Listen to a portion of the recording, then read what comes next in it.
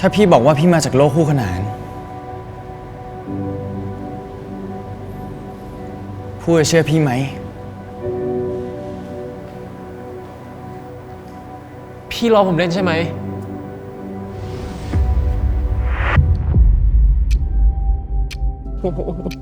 พี่เคยคิดไหมว่าถ้ามีโลกที่เราไม่รู้จักกันมันจะเป็นยังไง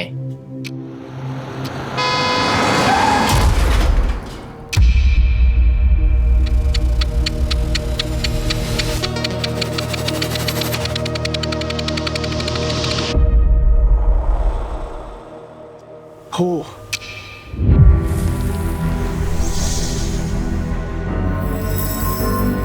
The Boy Next World จริงๆแล้วไม่ได้เกิดขึ้นมาเป็นซีรีส์ก่อนแบบแรก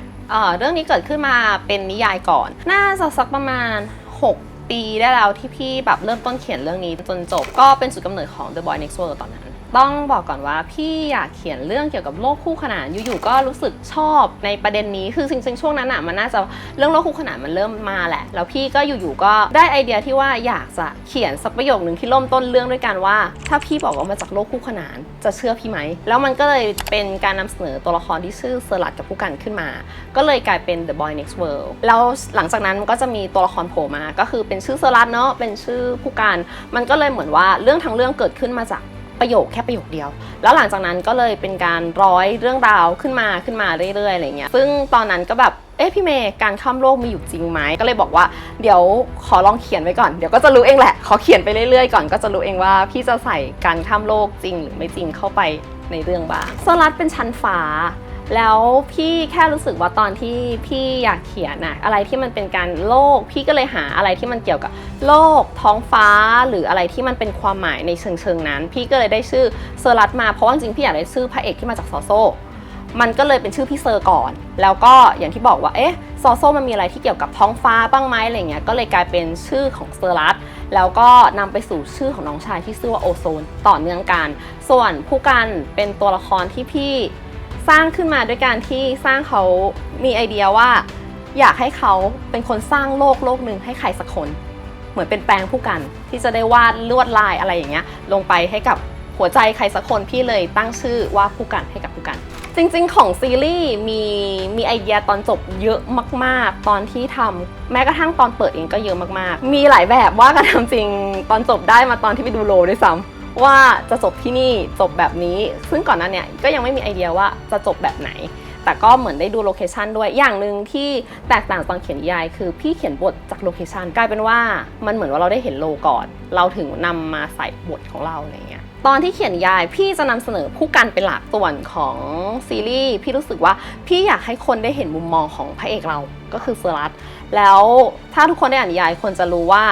เซอร์ลัสในนิยายมีแค่2 โลก 3 โลกแค่3 โลกแต่ว่าเซอร์ลัสที่พี่นำเสนอในซีรีส์มีมากกว่านั้นซึ่งตอนที่เขียนก็คิดเยอะมากๆเยอะจนแบบว่าไม่เสร็จสักทีเพราะว่าไม่รู้จะนำเสนอแบบไหนดีรูปแบบไหนดีคนจะงงไหมไอเดียมีแค่3 โลกแต่ใบว่ามันก็มีมากขึ้นเรื่อยๆพี่เริ่มเขียนบทเรื่องนี้ตอนเดือนเมษาใช้คำว่าไม่เสร็จสักทีไปเรื่อยๆเหมือนแบบเขียนแล้วก็แก้เขียนแล้วก็แก้ตอน EP 1มีดราฟประมาณ3 หรือ 4ดราฟที่เปิดเรื่องน่าจะสักประมาณ4ดราฟที่เปิดเรื่องแล้วก็มีให้เจมเลือก3ดราฟเพราะว่ามันมีแบบรูปแบบนี้ซึ่งพี่ไม่อยากเปิดด้วยคุณเชื่อเรื่องโลกคู่ขนานไหมเพราะว่า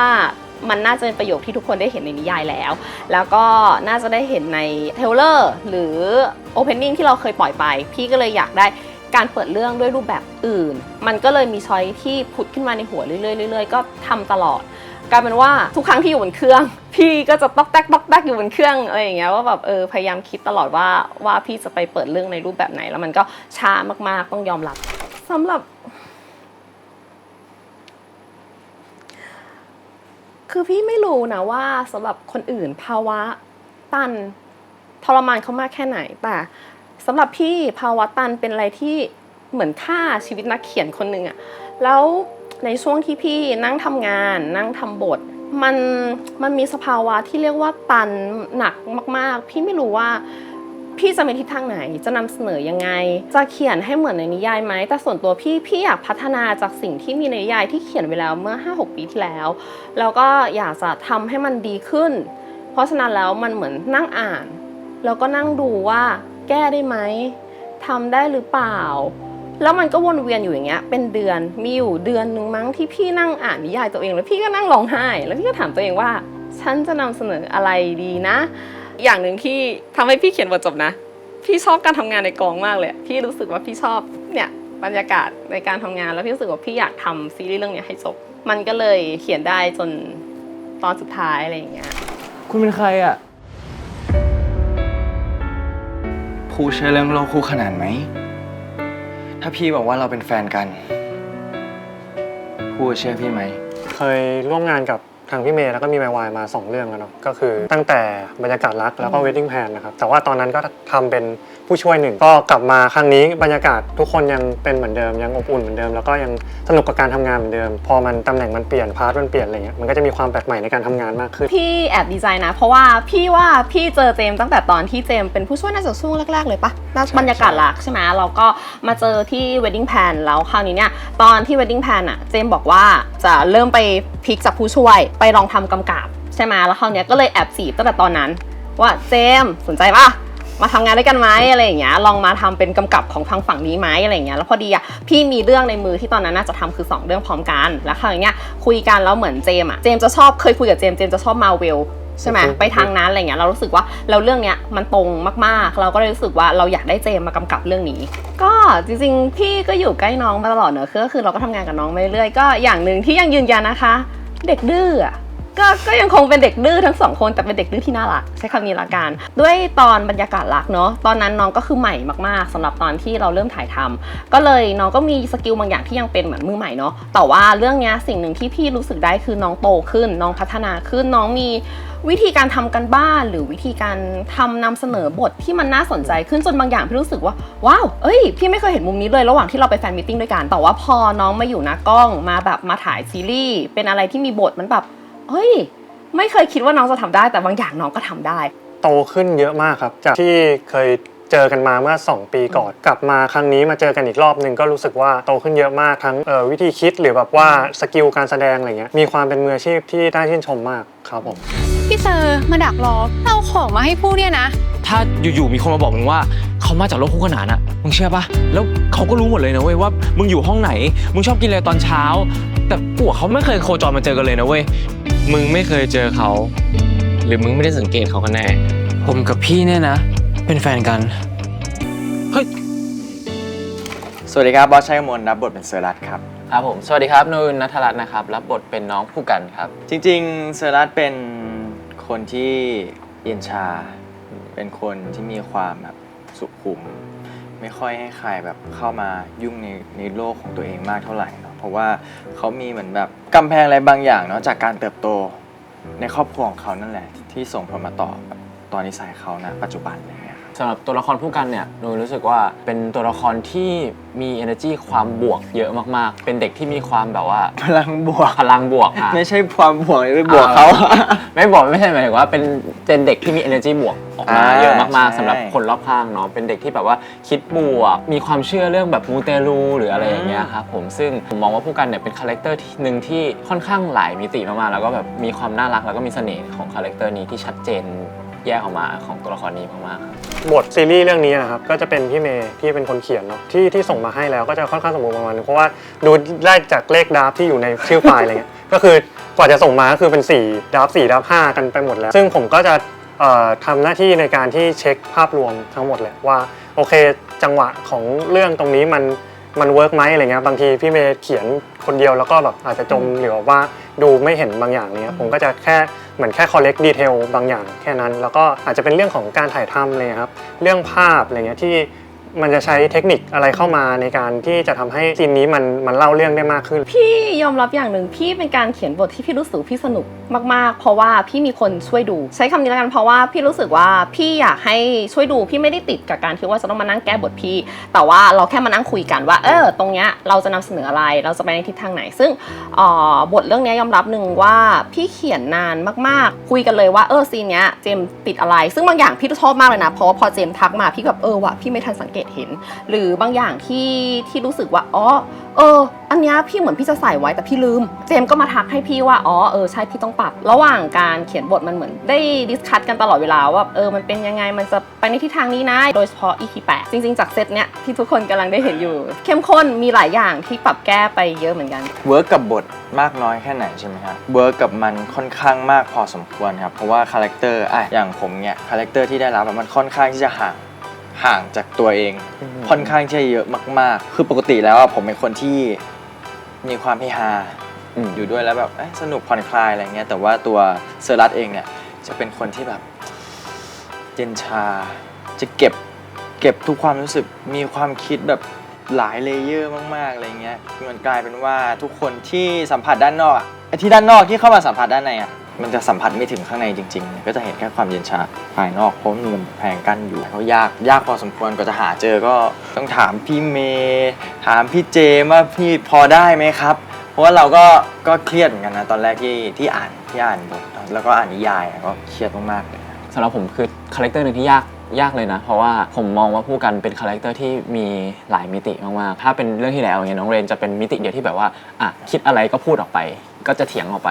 ทีเนี้ยผู้กันเขาจะมีเลเยอร์มากกว่านั้นบางทีผมเล่นออกไปอย่างเงี้ยมานั่งคุยกับพี่เจมส์พี่เมย์ว่าเฮ้ยเมื่อกี้มันไม่เหมือนผู้กันนะมันเหมือนน้องเรนมากกว่าผู้กันจะเป็นเด็กน่ารักผมก็อาจจะมีมุมน่ารักตัวจริงๆของผมอย่างเงี้ยก็อาจจะไม่ได้เป็นคนนุ่มนิ่มเท่าน้องผู้กันอะไรอย่างเงี้ยก็ต้องหาคาแรคเตอร์อยู่สักระยะประมาณนึงเหมือนกันก็เป็นการบ้านที่ยากสำหรับผมเหมือนกันครับผมการแสดงสำหรับผมถ้าเราเครียดแล้วเราลงไปแสดงมันออกมาได้ไม่โอเคแน่นอนอะไรอย่างเงี้ยเพราะฉะนั้นมันต้องสบายที่สุดทุกคนตอนนี้น่าจะรู้แล้วว่าเซอร์รัตมีหลายคาแรคเตอร์มากๆหลายโลกมากๆเพราะเรานำเสนอแล้วว่าโลกคู่ขนานมีอยู่จริงหรือเปล่าใช่ไหม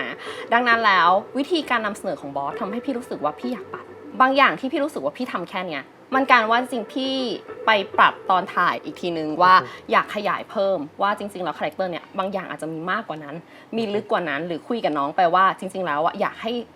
นำเสนอด้วยการเล่นให้ลึกกว่าสิ่งที่บทมีมันก็จะมีการปรับแบบนั้นด้วยถ้าตัวบทจริงๆจะ follow ตามบทไปมากกว่าถ้าเป็นแบบว่าภาพรวมเลยครับแต่ว่าก็จะมีพวกดีเทลเล็กๆน้อยๆนะครับเพื่อการถ่ายทำอะไรเงี้ยเรื่องทางกล้องหรือแบบว่าภาพที่มันออกมาก็จะมีการปรับเล็กๆน้อยๆ ซีรีส์เรื่องนี้เนี่ยต้องบอกก่อนเลยว่ามีเซอร์รัตหลายโลกครับก็ค่อนข้างยากพอสมควรมากๆแถมยังจะต้องเล่นกับตัวเอง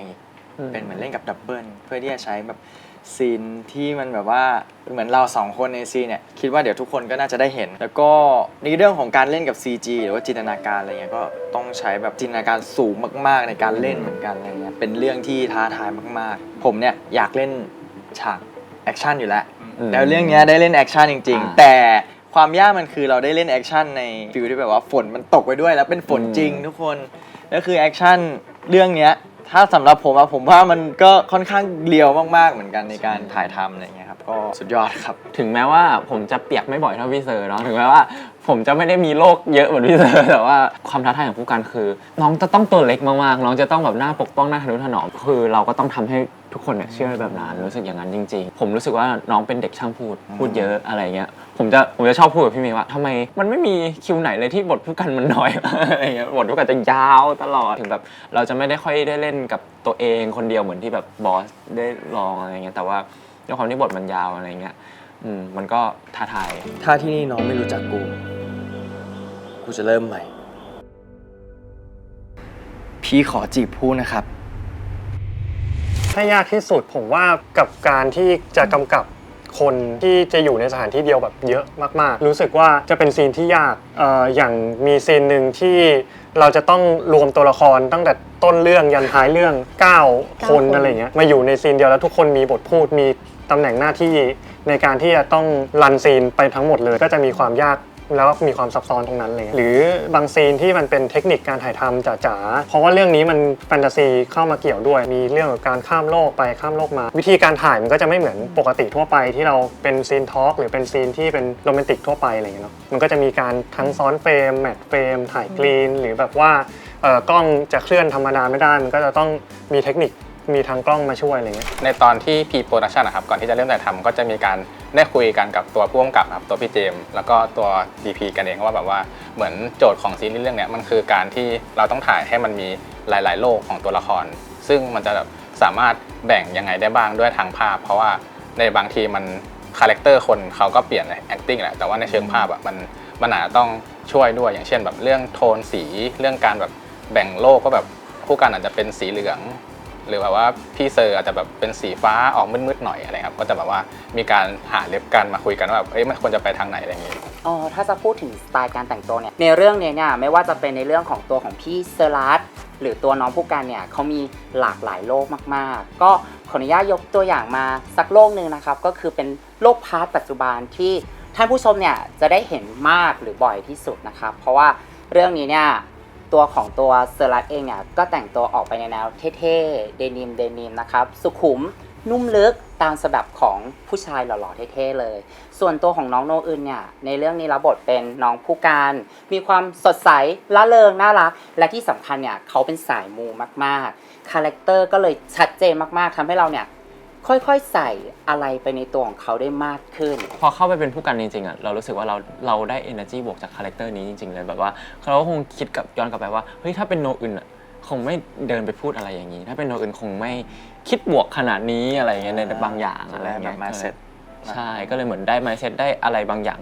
energy บวกๆจากน้องผู้กันมาหาเราเหมือนกันรวมถึงเรื่องมูอะไรเงี้ยต้องยอมรับตรงๆว่าผมไม่ใช่สายมูเลยผมก็เลยแบบว่าไม่ได้เชื่อมากแต่ว่าพอมาอย่างเงี้ยผมก็เริ่มมูแล้วนะช่วงนี้ผมอินอะไรสีๆมากทุกคนรู้ว่าผมอินแบบว่าแบบสมมติซื้อเสื้อยืดสีเหลืองมาเงี้ยเดินไปเงี้ยเราปกติผมจะชอบใส่ all black หลังๆเนี่ยผมจะสีฟ้าอย่างล่าสุดไปญี่ปุ่นเนี่ยไปได้สีฟ้ามาชอบอะไรสีสันขึ้นเยอะเพราะว่าพอเราได้แต่งตัวแบบผู้กันอย่างเงี้ยเรารู้สึกว่าใส่สีสันมันก็ดูสดใสขึ้นอะแต่จริงๆไม่รู้ว่าเริ่มมามูเพราะผู้กันหรือว่าเพราะคนนี้ ก็ซีนที่รู้สึกยากที่สุดก็น่าจะเป็นซีนฝนตกครับเพราะว่าในซีนฝนตกเนี่ยมันมี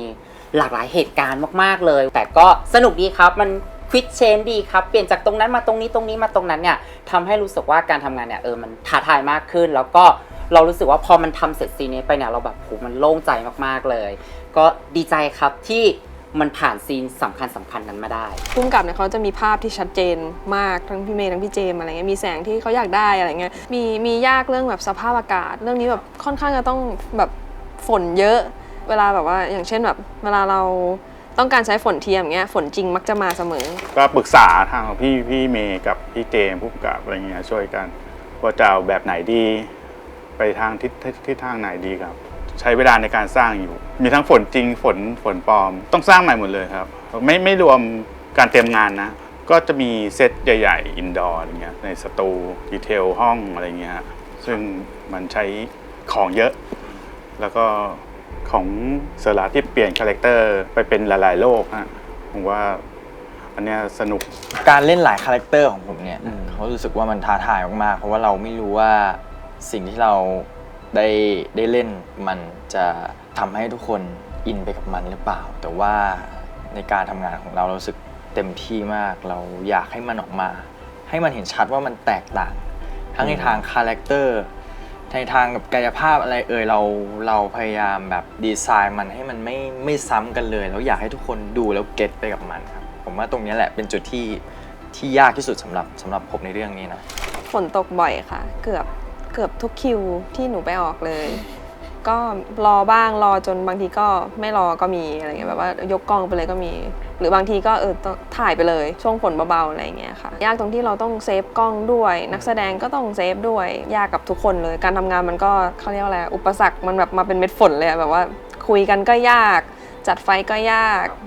กล้องวางก็จะเปียกไหมอะไรเงี้ยแข่งกับเวลาด้วยก็คือผมว่าหลักๆมันเป็นเรื่องของเซฟตี้ครับพอเหมือนกับว่าฝนมันตกทีนึงมันจะกระทบทุกอย่างเลยทั้งแบบอุปกรณ์ไฟฟ้าหรือแบบตัวบุคคลเองหลักๆก็คือเราก็จะพยายามแบบว่า ถ้ามันไม่ไหวจริงๆก็คือแบบต้องแบบเลือกที่จะเลื่อนไปหรือแบบเซฟตี้ทีม ผมรู้สึกว่าด้วยความที่ผู้กันเนี่ยจะมีเป็นคาแรคเตอร์ที่มีปมเรื่องพ่อ คือพ่อเขาเสียไปแล้วเขาก็จะคิดถึงพ่อคือคนที่สำคัญคนที่เขารักที่สุดในชีวิตก่อนจะมาเจอผู้ชายคนนี้ซึ่งทุกๆซีนที่เวลาผู้กันคิดถึงพ่อมันจะต้องดิ่งลงไปมันจะมีร้องไห้ในหลายๆซีนที่เกี่ยวกับเรื่องพ่ออะไรอย่างเงี้ยผมรู้สึกว่าความยากคือเราต้องอารมณ์มันต้องไปถึงมากๆในการแบบว่าไปถึงจุดนั้นที่แบบผู้กันรู้สึกได้จริงๆเช่นแบบการร้องไห้คนเดียวกันอะไรอย่างเงี้ยครับผมรู้สึกว่าก็ยาก ผมดูเขาใช่ป่ะวันหนึ่งเดี๋ยวร้องไห้เดี๋ยวดีใจเดี๋ยวร้องไห้เดี๋ยวดีใจก็น่าจะมีแบบ มัน นิด จะ หนึ่งในเรื่องของอิโมชันแนลเนาะ สลับเยอะคือแบบว่ามันจะมีบางคิวที่แบบว่าซีนนี้ร้องไห้เสร็จต้องกลับมาล่าเริงแล้วก็ต้องไปร้องไห้อีกแล้วก็ล่าเริงอะไรอย่างเงี้ยมันสลับแล้วบางทีเราสวิตช์อารมณ์ไม่ทันก็กดดันตัวเองด้วยกลัวว่าจะทำออกมาได้ไม่ดีกลัวว่าจะแบบทำให้แบบมันช้ามันอะไรหรือเปล่า เรื่องนี้มันต้องถ่ายกรีนมันความยากมันคือเราต้องเตรียมงานกันค่อนข้างเป๊ะครับคุยกันเลยว่าโอเคซีนนี้มันจะเกิดอะไรขึ้นบ้างมันจะถูกtransition ไปสู่ซีนไหนมุมภาพมุมกล้องหรือแบบช็อตแล้วก็เตรียมการถ่ายทำประมาณนั้นเราก็จะมีบางทีที่โอเคเราจะต้องถ่ายซอสที่เป็นตัวคนก่อนแล้วก็เข้าไปถ่ายแบ็คกราวด์เพราะฉะนั้นมันก็จะต้องมีการเตรียมพวกนี้ให้มันเป๊ะเพื่อที่จะให้แมทกันให้ได้ส่วนตัวเราพี่รู้สึกว่าเรื่องเนี้ยมันเต็มที่ในทุกๆส่วนแหละแล้วเราก็ด้วยความที่เราทำหลายโลกข้ามโลกหลายตัวละครพี่ว่ามันก็เลยมีเทคนิคหลายอย่างที่ต้องผสมเข้ามาในวันที่ถ่ายอะไรก็ตามที่เกี่ยวกับหลายคาแรคเตอร์กับ CG อะไรที่มันเกี่ยวกับจินตนาการอะไรเงี้ยมันเป็นครั้งแรกของเราด้วย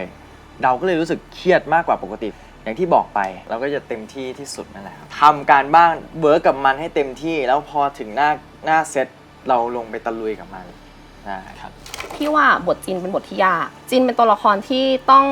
มันมีความลึกลับมันมีความซับซ้อนบางอย่างทุกคำพูดของเขาคือหินคือคำใบ้บางอย่างให้บอกเพื่อนโฟร์จริงๆพี่ว่าโฟร์เป็นเด็กน่ารักมากนะโฟร์เป็นเด็กที่ตั้งใจทำงานมากๆใช้คำนี้คือเขาตั้งใจมาเต็มร้อยอะแต่ว่าอย่างที่พี่ชอบแซวชอบเปลี่ยนบทพี่โดยที่ความหมายเปลี่ยน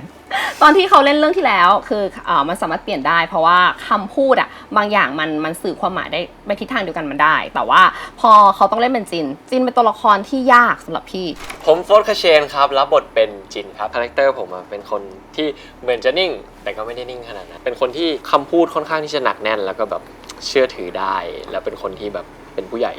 มากๆเลยแล้วเป็นคนที่รักเพื่อนคอยช่วยเหลือเพื่อนอยู่ตลอดเหมือนเป็นฟีลแบบปิดทองหลังพระนะอะไรอย่างนี้โค้ชเป็นคนที่ขยันแล้วก็ทำการบ้านหนักมากๆคือถึงไม่ได้คุยส่วนตัวกันเยอะแต่ก็คือรู้จากการที่ทำงานเลยครับอยู่หน้ากล้องหรือแบบว่าตอนซ้อมอะไรเงี้ยตัวบทของจินนะฮะที่โฟร์เล่นอะไรเงี้ยมันค่อนข้างห่างกับตัวโฟร์ประมาณนึงก็เลยยิ่งทำให้มันการทำงานมันยากแล้วตัวจินมันมีความพิเศษบางอย่างที่ทำให้เราคิดแบบธรรมดาไม่ได้เราแสดงแบบธรรมดาไม่ได้อะไรเงี้ยมันเลยยิ่งมีดีเทลบางอย่างที่เราต้องช่วยกันเยอะมากๆในการที่ทำการแสดงแต่ก็คือโฟร์ก็คือไม่ท้อเลยใช่ก็ยังมาแสดงแล้วก็เต็มที่ในทุกวันอะไรเงี้ยก็รู้สึกว่าชื่นชมน้องมากๆครับผมเจอตัวละครชั้นเดียวมาตลอดแล้วพอจินมันเป็นตัวละครที่แบบหลายชั้นหลายสเต็ปมากกว่ามันแบบมันต้องคิดเยอะกว่าซึ่งเอาจริงชีวิตจริงผมมันไม่ใช่คนที่ซับซ้อนขนาดจินคือจินคนที่แบบนำคนอื่นอยู่1สเต็ปเสมอจินคือแบบเป็นบทที่ยากที่สุดที่ผมเคยเล่นมาแล้วโอ้จริงๆตัวละครตัวนี้กำความลับบางอย่างดีกว่าพี่อยากให้ทุกคนไปติดตามกับตัวละครนี้นะตัวละครนี้ห่างจากคาแรคเตอร์ของโฟร์เยอะมากแต่ว่าโฟร์นำเสนอมาได้ดีมากเลยนะแล้วการที่โฟร์จะนำเสนอบทจินออกมาได้พี่ว่าโฟร์เก่งมากแล้วก็เป็นตัวละครที่ส่วนตัวพี่รักมากเลยนะเพราะว่าจินเป็นตัวละครที่มีบางอย่างที่พี่ว่าทำให้คนรักเพราะว่าเขาพยายามช่วยเหลือทุกคนเพียงแต่เขาไม่สามารถที่จะพูดมาได้ตรงๆซึ่งมันจะเป็นอะไรพี่อยากให้ติดตามในเรื่องโดนัทสุภวิทย์นะครับรับบทเป็นพี่วิมครับของโดนัทเนี่ยเป็นตัวละครที่สนุกมากบทวิมใช่รู้สึกว่าคือบทวิมมันจะเป็นคนรอบตัวของมันจะไม่ปกติสักคนอะไรเงี้ยมีคนนึงเงียบคนนึงพูดมากหรือแบบพูดไม่รู้เรื่องอะไรเงี้ยเพราะนั้นตัววิมมันจะเป็นคนที่คุมบีทของทุกคนในซีนแล้วก็พยายามโฮทุกอย่างเอาไว้อะไรเงี้ยซึ่งโดนัทตอนแรกๆยอมรับว่าเป็นห่วงประมาณนึงว่าแบบว่าจะสามารถลีดในซีนได้ไหมหรือจะคุมทุกคนอยู่ได้ไหมอะไรเงี้ยแต่พอเหมือนโดนัทเจอจุดหนึ่งที่ทำให้เข้าใจแล้วว่าตัวละครนี้ต้องเล่นยังไงหรือแบบเป็นยังไงอะไรเงี้ยก็คือโฟล์มากๆแล้วก็วางใจเลยในถ้าสมมุติว่ามันมีซีนที่จะต้องถ่ายรู้สึกว่าสนุกกับซีนนั้นๆมากครับคาแรคเตอร์พี่วิมก็จะเป็นคนที่แบบจะเรียกว่าแบบ energy เยอะหน่อยแบบว่าเวลาทำอะไรเขาทำจริงจังทำเต็มที่ แล้วก็เป็นคนที่ค่อนข้างจะรักเพื่อน คือเหมือนเป็นคนที่แบบคอยออกความคิดให้เพื่อนเหมือนแบบเราวางแผนให้เพื่อนเพราะว่าเพื่อนในกลุ่มของเราอีก2คนเนี่ยก็ค่อนข้างที่แบบชิลๆมากเลยชิลแบบทุกอย่างเราก็จะเป็นคนที่คอยวางแผนคอยแนะนำคอยทำทุกอย่างให้เพื่อนจะเป็นเหมือนแบบมันสมองในกลุ่ม นี่อันนี้ขิงหรือเปล่าเนี่ย ทุก อุ้ยจริงๆคาแรคเตอร์โดนัทเรื่องนี้เป็นคาแรคเตอร์ที่น่ารักนะสำหรับพี่เป็นคาแรคเตอร์ที่น่ารักแบบน่ารักเลยเขาจะมีความแบบโวยวายมีความแบบเป็นเด็กในสภาเด็กกิจกรรมที่แบบถูกเพื่อนใช้ให้จะต้องทำทุกอย่างแทนเพื่อนเพื่อที่จะมาเจอกับเด็กคนนึงซึ่งคือผู้กันเรารู้แล้วล่ะน่าจะรู้แล้วว่าโดนัทเล่นเป็นตัวละครที่เป็นเพื่อนสนิทกับเซอรัสเพราะฉะนั้นแล้ววิมเลยต้องเป็นตัวละครที่เหมือนเป็นกาวเชื่อมมาตลอดตั้งแต่แบบสมัยม.ปลายอะไรอย่างเงี้ยแต่ผู้กันดันไม่รู้เรื่องบทคาแรคเตอร์เนี้ยเลยเป็นคาแรคเตอร์ที่พี่ว่ามันสนุกแล้วโดนัทหลังจากที่โดนัทเจอบางอย่างที่ในตัววิมโดนัทเล่นได้สนุกมากเลยนะโดยเฉพาะตอนที่เข้าคู่กับโรมที่เป็นเพื่อนสนิทพี่พูดเลยว่าพี่ขำไม่หยุดแล้วโดนแซวว่าเสียงจากมอนิเตอร์ดังมากครับเสียงหัวเราะใช่อะไรอย่างเงี้ยก็รู้สึกว่าน้องเล่นได้แบบนำเสนอตัวละครวิมได้น่ารักมากๆได้กลับมาเจอกันอีกรอบนึงรู้สึกว่ารอบนี้เราอาจจะสนิทกันมากขึ้นกว่ารอบก่อนๆทำให้เวลาการทำงานเราเนี่ยอาจจะสนิทกันมากขึ้นใช่ง่ายมากขึ้นแต่อาจจะมีความที่แบบด้วยความที่เราห่างกันมากเนาะในหน้ากล้องอาจจะมีความเก่งๆทั้งคู่เพราะว่าซีนแรกๆนี่คือแบบโหตื่นเต้นกันทั้งคู่เลยโลกไปหมดโลกจริงๆแล้วแบบพอสักพักนึงเราอาจจะเริ่มแบบชินละเริ่มปรับตัวกับหน้ากล้องกับคาแรคเตอร์ที่เราได้รับมาด้วยเราได้เล่นกับบอสอื่นที่แบบเลิฟอินเดอะแอร์ก็ทำไว้ดีมากสมมุติพี่เมย์ต้องการอะไรก็คือสามารถทำให้พี่เมย์ได้เลยบางทีพี่บอสจะเป็นเวที่แบบมีช้อยส์ให้พี่เมย์ว่าพี่เมย์อยากได้แบบนี้ไหมหรือแบบนี้ไหมแต่ทำงานกับบอสอื่นก็สนุกนะโฟนน่ารักก็โฟนใช่น้องโฟนน่ารักน้องโฟนน่ารักแต่ว่าน้องก็มีความกังวลนิดนึงในการเป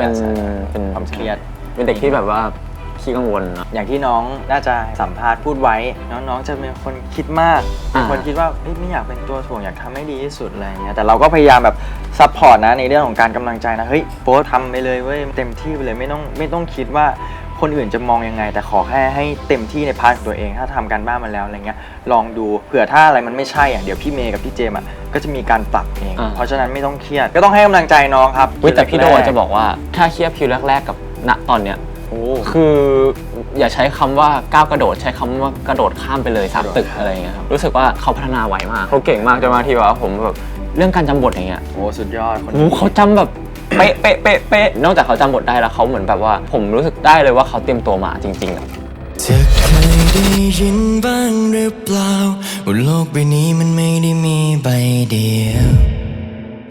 วคืออันดับแรกเลยคือจริงๆแล้วเนี่ยมีไม่ไวได้มีโอกาสได้ทำงานกับ Double Mask ก็คือพี่สงกรานต์นั่นเองจริงๆวันนี้เสียดายมากน่าจะมีพี่สงกรานต์อยู่ตรงนี้เนอะเพราะฉะนั้นเราทีมงานเขานะแปะหน้าพี่สงกรานต์ข้างๆให้ด้วยนะคะเพราะว่าเรามีโอกาสได้ทำงานพี่สงกรานต์เราก็เลยได้มีการพูดคุยกันเรื่องเพลงประกอบซีรีส์เหมือนตอนที่เราคุยกันตั้งแต่เมื่อประมาณกลางปีที่แล้วว่าพี่สงหนูขอไม่เยอะหรอกค่ะหนูขอสัก4เพลงกับพี่สงไปก็บอกว่าโชคดีที่มีโอกาสได้ทางทีมงานของพี่สงกรานต์ติดต่อเข้ามาว่าอยากจะร่วมงานกับทางมีเมวายเราก็เลยเหมือนแบบประจวบเหมาะพอดีว่าเฮ้ยเรากำลังจะทำ The Boy Next World เป็นโปรเจกต์ต่อไปจาก Love C อะไรเงี้ยเนาะก็เลยพอได้คุยกับเขาพอคลิกกันแล้วมีความเป็นแฟนตาซีเนี่ยมันก็เรียกว่าเข้าทางพี่สงพอดีก็เลยได้ออกมาเป็นเพลงที่เดี๋ยวทุกคนน่าจะค่อยๆได้ฟังไปเรื่อยๆดีกว่าจริงๆถ้าเรานับกันจริงๆมีเพลงมีของบอสมีของโนอื่นมีเพลงคู่ใช่ไหมแล้วก็มีเพลงของโฟโดใช่ไหมแล้วก็มีเพลงอีก1เพลงพิเศษแล้วก็คนที่คุณก็รู้ว่าใครทั้งหมดก็จะเป็น5เพลงกับซีรีส์นั่นเองรู้ไหมว่าเป็นความบังเอิญมากที่วิอยู่ตรงนี้เพราะจริงๆเรานิยายเรื่องนี้เขียนอย่างที่บอกเขียนว่า6 ปีที่แล้ว7 ปีที่แล้วใช่ไหมแล้วคนที่เสนอเพลงคนที่คุณก็รู้ว่าใครให้พี่คือนางเรียกว่าเป็นความบังเอิญที่ช่วงนั้นเหมือนได้มีโอกาสได้ฟังเพลงนี้บ่อยพอดีแล้วก็เข้ากับคอนเซปต์ของธีมที่พี่เมย์อยากจะทำเรื่องเกี่ยวกับผู้ชายคนหนึ่งที่แอบชอบคนอีกคนหนึ่งแล้วเขารู้สึกว่าเขาอยากจะตามดูแลเป็นห่วงอะไรเงี้ยแล้วเราเพลงนี้ดันวนมาอยู่ใน Music Library ของเราพอดีเลยรู้สึกว่าอุ้ยพี่เมย์คนที่คุณก็รู้ว่าใครแล้วเป็นเพลงที่น่าจะมีคนรู้จักประมาณนึงเลยแบบแมสอะไรเงี้ยค่ะแล้วอย่างท่อนฮุกหรือใดๆคือทุกอย่างมันค่อนข้างจะกลมออกมาเป็นนิยายเรื่องนี้พอดีอะไรเงี้ยก็เลยได้มีโอกาสแบบหยิบออกมาแล้วก็พี่เมย์เอาเพลงนี้ไหมมาต่อยอดก็เลยกลายเป็นเพลงนี้ซึ่งพี่รู้สึกว่าอยากให้ทุกคนได้ฟังเพลงคนที่คุณก็รู้ว่าใครเวอร์ชันออริจินอลและอยากให้ฟังเวอร์ชันที่น้องร้องแล้วเอามาประกอบเพราะว่าอาจจะมีความรู้สึกที่แตกต่างอาจจะได้เห็นบางอย่างที่มันสื่อทุกอย่างในเรื่องด้วยเพลงเดียวก็ได้ถ้าผมสปอยได้มันจะไม่จบนะวันนี้อยากให้ผมต้องคุณจะดูหรือเปล่าถ้าผมพูดแล้วคุณจะไปฟังเพลงหรือเปล่า ไปฟังซะมันดีจริง ทุกคนจะไปฟังเพลงไหมครับเป็นเพลงที่อยู่ในซีรีส์นะครับ ซึ่งมันเหมือนเป็นเพลงประจำตัวของเซอร์รัตแหละจริงๆ ๆ คือมันคือเซอร์รัตกับผู้กันเลย ใช่ ใน มัน เพล คื ง อเซอร์รัตที่สารภาพ จริ กับ งๆ ผู้กัน อืม นะเพราะว่าเหมือนพี่เมย์แต่งนิยายจากเพลงนี้ด้วยเนาะพอได้เล่นซีรีส์เรื่องเนี้ย อ่า มันจะมีซีนหนึ่งที่ผมขอไม่พูดละกัน แต่ผมไม่สามารถไปฟังเพลงคนที่คุณก็รู้ว่าใครเวอร์ชั่นเดิมได้ มันสวิตช์ไปเลยใช่ไหม มันสวิตช์อารมณ์ไปเลย ซึ่งเชื่อว่าทุกคนก็น่าจะได้รับชมในเดือนนี้แล้วนะครับ ครับผมก็ลองไปดูว่ามันคือ EP ไหนนะครับที่บอสพูดถึง เธอเคยได้ยินบ้างหรือเปล่า โลกใบนี้มันไม่ได้มีใบเดียวสปอยหน่อยก็จริงๆ ผมรู้สึกว่าเพลงนี้เป็นเพลงที่ตรงกับในพาร์ทของ ซีรีส์ เหมือนกัน แต่ในเรื่องของความแฟนตาซีของซีรีส์เรื่องนี้ครับก็จะมีความแบบโลกคู่ขนาน ใช่ครับ มีความเหนือธรรมชาตินิดหน่อยอะไรเงี้ยแล้วก็ถ้าในเรื่องของสไตล์เพลงจังหวะอะไรเงี้ยผมว่าเป็นเพลงที่ ดีมาก ดี ชอบ ฟังสนุก มันจะให้กลิ่นอายแบบว่าก ระแทก ความแบบเคดราม่านิดนึง อืม ทุกคนเคยดูอินโทรไหม ใช่ แบบเวลาก่อนเริ่มอย่างเงี้ยมันจะมีแบบอินโทรขึ้นมาใช่ไหมที่แบบทุกคนสามารถกดสคิปได้อะไรอย่างเงี้ยมันฟิลนั้นเลยแบบอย่างเงี้ย ตอนแรกที่คุยกับพี่สงบอกพี่สงว่า เราอยากได้เพลงที่มีความลึกลับ อยากได้เลยแบบลึกลับน่าค้นหาแบบเสียงแบบมีเสียงโซ่มีเสียงอะไรอย่างเงี้ยผสมเข้ามาให้มันดูแบบถ้าเป็นธีมสีก็จะเป็นสีแดงกับสีดำมาแบบดาร์กหน่อยอะไรอย่างเงี้ยแล้วตอนที่พี่สงส่งมาครั้งแรกแล้วแบบว้าวลึกลับสุดๆ เราได้เล่นซีรีส์ความฝันหนึ่งของคนเล่นซีรีส์ก็คือมีเพลงเป็นของตัวเองและเป็นเพลงคู่กันด้วยเรารู้สึกแบบเหมือนเป็นปลดล็อก achievement อันหนึ่งคือแบบเฮ้ยเราได้มีเพลงของเราเองแล้วนะเราก็อยากทำมันออกมาให้ดีที่สุด เราจะสื่อสารไปในเวของพวกเราทั้งสองคน ใช่ ความเป็นตัวของพวกเราทั้งสองคนใส่คาแรคเตอร์จินกับวินลงไป ให้ทุกคนสื่อถึงมันได้มากที่สุดครับ เพลงประกอบซีรีส์เซตนี้ของ The Boy Next World ซีรีส์คนละการเวลานะคะเป็นความตั้งใจของทีมงานทุกคนมากๆแล้วก็ความตั้งใจของน้องๆพี่เมย์รวมถึงพี่สงกรานต์ทุกคนที่อยากจะถ่ายทอดมันออกมาให้ดีที่สุดแล้วก็มีความแปลกและแตกต่างอย่างที่มีเมย์ไวไม่เคยทำมาก่อนนั้นก็อยากให้ทุกคนไปฟังกันเยอะๆเลยค่ะค่ะส่วนพี่นะคะสำหรับเพลงประกอบซีรีส์ของ The Boy Next World นะคะเพลงเนี้ยเราตั้งใจทำกับพี่สงใช่ไหมคะแล้วอย่างเนี้ยเรามีโจทย์หนึ่งในใจก็คืออยากให้เป็นเพลงที่ไม่ใช่แค่ประกอบซีรีส์อยากให้เป็นเพลงที่คนสามารถฟังได้ในทั่วไปไม่ใช่แค่แบบดูซีรีส์แล้วถึงต้องฟังเพลงนี้แต่อยากให้ทุกคนรู้สึกว่าเพลงนี้เป็นเพลงหนึ่งที่ทำให้เรารู้สึกมีความสุขอยากรู้สึกว่าเนี่ยแหละเป็นเพลงที่เราฟังแล้วสบายเป็นแนวที่เราอยากฟังอะไรอย่างเงี้ยค่ะเพราะฉะนั้นแล้วก็อยากจะฝากเพลงประกอบซีรีส์ของ The Boy Next World คนละการเวลาด้วยค่ะจริงๆเราก็ทำงานด้วยกันตลอดนะแม้ว่าจะไม่ใช่พาร์ทของการถ่ายซีรีส์อะไรอย่างเงี้ยแต่ว่าพอได้กลับมาถ่ายซีรีส์ด้วยกันอีกครั้งหนึ่งครั้งนี้เราอาจจะเรียกว่าเรามีประสบการณ์มีชั่วโมงบินมาจากเรื่องที่แล้วอะไรอย่างเงี้ยหลายๆอย่างเราก็อาจจะเอามาช่วยปรับแก้ไขหรือปรับจูนเข้าหากันได้ง่ายขึ้น ยังรู้สึกว่านูนน่ารักอยู่เหมือนเดิมดีใจครับดีใจที่ได้กลับมาร่วมงานอีกครั้ง ผมยาวเลย ผมสั้นแล้วไม่ยาวแล้วก็รู้สึกดีใจครับแล้วก็แฮปปี้เหมือนเดิมเพราะว่าตอนนี้เราก็ปิดกล้องเป็นที่เรียบร้อยแล้วถ่ายทำกันจบเรียบร้อยแล้วก็สนุกครับผมซีรีส์เรื่องนี้ชอบเรื่องนี้มันน่าสนใจตรงที่เป็นเรื่องเล่าของโลกหลายๆโลกอะไรเงี้ยความน่าสนใจคือผมรู้สึกว่าในการแสดงของนักแสดงของเรามันจะมีเลเยอร์บางอย่างที่ตอนที่ผมถ่ายผมก็รู้สึกว่าบางทีคนนี้เล่นเป็นอีกคาแรคเตอร์หนึ่งเลยนะอะไรเงี้ยสิ่งที่ผมอยากเห็นผมก็อยากให้ชวนมาดูกันว่าเขาจะเล่นแบบให้มันดูแบบต่างกันเป็นคนละคนได้ขนาดไหนอะไรเงี้ยเรื่องนี้น่าสนใจก็คือแบบว่าน่าจะเป็นเรื่องนักแสดงกันแหละที่แบบว่าพลิกบทบาทในแบบในเฟรมนั้นอะไรอย่างเงี้ยเรารู้สึกว่าว้าวเราดูออกอะแบบมันไม่ใช่คนเดียวกันอะไรเงี้ยก็ยังไงก็ฝากติดตาม The Boy Next World นะครับคนละการเวลา The Series ครับทุกคนเนี่ยตั้งใจทำซีรีส์เราเนี่ยออกมาให้เป็นที่ติดตาตรึงใจของท่านผู้ชมอย่างแน่นอนก็อยากให้ติดตาม The Boy Next World นะฮะสนุกแน่ๆครับสำหรับซีรีส์เรื่องนี้นะครับผมว่าถ้าเป็นแฟนๆมีวายอะไรเงี้ยผมว่าองค์ประกอบของความเป็นโรแมนติกคอมเมดี้ความเป็นกลิ่นของมีวายมันยังอยู่แต่ว่าเรื่องนี้มันมีความออกจากเซฟโซนอะไรบางอย่างประมาณนึงมันมีความแฟนตาซีเข้ามามันมีความที่มันเหนือจริงเข้ามาอะไรเงี้ยผมรู้สึกว่าเรื่องนี้น่าสนใจตรงที่มันเกิดอะไรพวกนี้ขึ้นในเรื่องเนาะ ส่วนพี่รู้สึกว่า The Boy Next World แตกต่างจากซีรีส์หลายๆเรื่องที่มีไมวายทำนั่นแหละเพราะว่าอย่างที่เจมพูดว่ามันมีความเป็นแฟนตาซีเข้ามาซึ่งส่วนใหญ่แล้วพี่ค่อนข้างจะไม่ได้ไปแตะความแฟนตาซีเลยอะไรเงี้ยแต่ว่าเรื่องนี้มันมีความน่าสนใจกับโลกที่หลากหลายซึ่งพี่รู้สึกว่ามันมีการนำเสนอมากกว่าในตัวต้นฉบับนิยายด้วยเราจะได้เห็นตัวละครที่มีหลายบุคลิกแล้วกันได้เห็นในเรื่องราวของเขาที่อยู่ในแต่ละโลกแล้วเราอาจจะไม่ได้แตะแต่ละโลกเยอะขนาดนั้นแต่ว่าแต่ละโลกมีความน่าสนใจในตัวของมันเองแล้วพี่รู้สึกว่าถ้าคนได้ดูคนจะน่าจะรักเซอร์รัสไม่โลกใดก็โลกหนึ่งมันต้องมีสักเซอร์รัสหนึ่งที่รู้สึกว่าอุ๊ยเซอร์รัสนี้น่าจะโดนใจคุณแน่นอนอะไรอย่างเงี้ยค่ะแล้วก็อยากจะให้ติดตามเพราะว่าเป็นอีกหนึ่งเรื่องที่ทุกคนเลยค่ะไม่ว่าจะเป็นพวกพี่ทีมงานทุกคนเราเราทุ่มเทแล้วก็เต็มที่กับมันมากจริงแล้วเราก็ฝ่าฟันกับอุปสรรคที่ชื่อว่าสายฝนหนักมากเพราะฉะนั้นแล้วก็อยากจะให้ดูนะคะ The Boy Next World คนละการเวลาค่ะ หวังว่าทุกคนจะชื่นชอบเพราะว่าทุกๆคนเนี่ยทำงานกันหนักมากๆไม่ว่าจะเป็นนักแสดงพี่เมย์พี่เจมผู้กำกับหรือว่าพี่ทีมงานทุกๆคนขอฝากจินและวิมไว้ด้วยนะครับผมแล้วก็รอติดตามนะครับว่าคู่เราจะเป็นยังไงว่าคู่เราจะเป็นยังไงฝากติดตามทุกๆคนแล้วก็พวกเรา2คนแล้วก็ซีรีส์ The Boy Next World ด้วยนะครับใช่ครับขอบคุณครับ ขอบคุณครับ ความน่าสนใจที่สุดของซีรีส์เรื่องนี้เนาะบอสโนอื่นครับผมโอ้ยคือเป็นซีรีส์เรื่องนึงแล้วกันที่ผมยกให้เป็นซีรีส์ที่ครบรสที่สุดในเรื่องเดียวมีทุกช่องเลยใช่ไม่ว่าจะเป็นรถเมล์รถตุ๊กให้อะไรเนี่ยรถไม่ว่าจะชอบฟิลกู๊ปชอบดราม่าชอบแฟนตาซีชอบแอคชั่นชอบบู๊ชอบอะไรคุณมาดู The Boy Next World นี่คุณไม่ต้องไปหาดูหลายเรื่องเปลืองเวลาคุณดูเรื่องเดียวคุณได้ทุกอย่างเลยนะครับผมเพลงก็ดีเรื่องก็ดีนะพระเอกนางเอกก็ดีฝากหน่อยนะครับผมสำหรับ The Boy Next World คนละการเวลาครับผมก็พวกเราเนาะพี่เมย์พี่เจมและพี่ทีมงานทุกคนเนี่ยเต็มที่กันมากๆกับซีรีส์เรื่องนี้นะครับยังไงก็ฝาก The Boy Next World ไว้ในอ้อมอกอ้อมใจด้วยนะครับครับฝากด้วยนะครับพี่เคยคิดไหมว่าถ้ามีโลกที่เราไม่รู้จักกันมันจะเป็นยังไง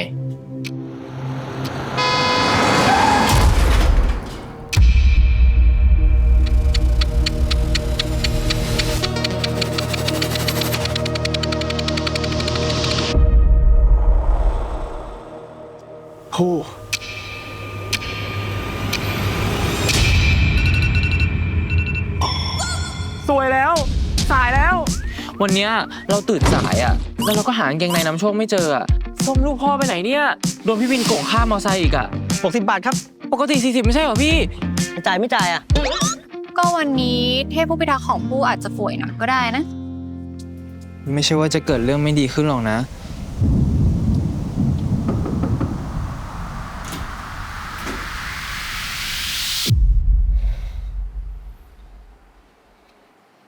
คุณเป็นใครอ่ะครูเชื่อเรื่องโลกคู่ขนานไหมถ้าพี่บอกว่าเราเป็นแฟนกันครูเชื่อพี่ไหมวันนี้ฟ้าสวยอาจจะมีเรื่องดีๆเกิดขึ้นกับมึงก็ได้นะพี่เซอร์มาดักรอเอาของมาให้ผู้เนี่ยนะถ้าอยู่ๆมีคนมาบอกมึงว่าเขามาจากโลกคู่ขนานอ่ะมึงเชื่อปะแล้วเขาก็รู้หมดเลยนะเว้ยว่ามึงอยู่ห้องไหนมึงชอบกินอะไรตอนเช้าแต่ปู่เขาไม่เคยโคจรมาเจอกันเลยนะเว้ยมึงไม่เคยเจอเขาหรือมึงไม่ได้สังเกตเขากันแน่ผมกับพี่เนี่ยนะเป็นแฟนกันเฮ้ยตั้งแต่มึงฟื้นมาเนี่ยมึงก็จะบอกว่ามึงเป็นแฟนกับน้องที่ชื่อผู้กันอ่ะทั้งที่ความจริงมึงไม่เคยคุยกับน้องที่ซ้ำนะเว้ยถ้าที่นี่น้องไม่รู้จักกูจะเริ่มใหม่พี่ขอจีบผู้นะครับ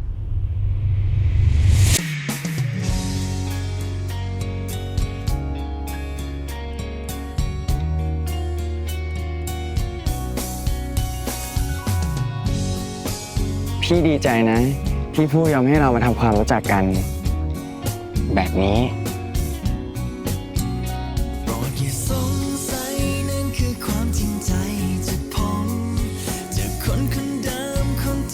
พี่เซอร์สัญญากับผู้ได้ไหม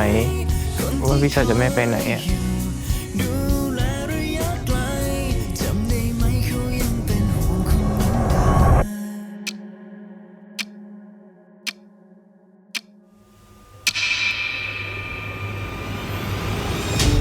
ผ ผู้ขอเวลาไปมากกว่านี้ไม่ได้เลยพี่เซอร์พี่ต้องกลับไปหาผู้กันคนนั้นผู้รักพี่ไม่ได้อะผู้ห้ามรักพี่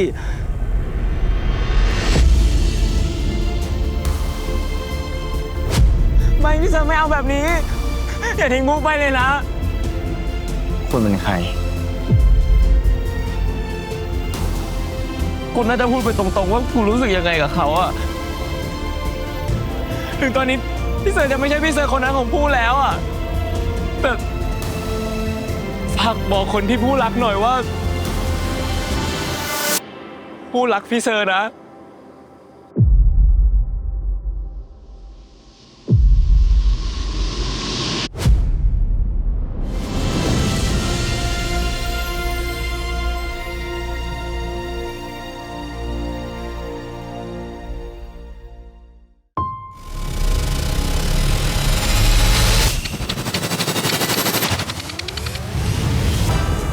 รู้สึกไงบ้างล่ะ ที่ได้เห็นอนาคตที่ต่างออกไปจะรังไม่ให้เธอหลุดมือจะทำทุกทางไม่ว่ายังไงเธอเคยได้ยินบ้างหรือเปล่าว่าโลกใบนี้มันไม่ได้มีใบเดียว